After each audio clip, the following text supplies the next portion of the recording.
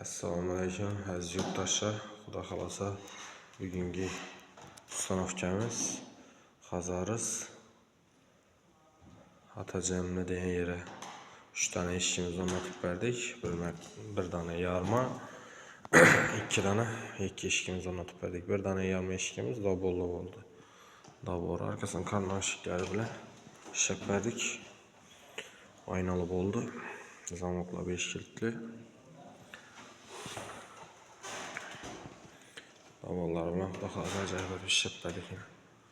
Ko'rib bemalol ishimizni baho beraverasizlar.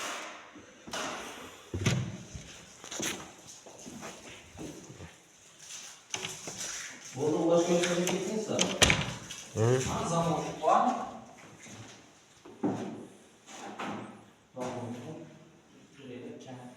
Ha, buraya. Bana karnına aşıklarını xudo xolasa bularga bitgandan keyin ustanovka ketib beramiz.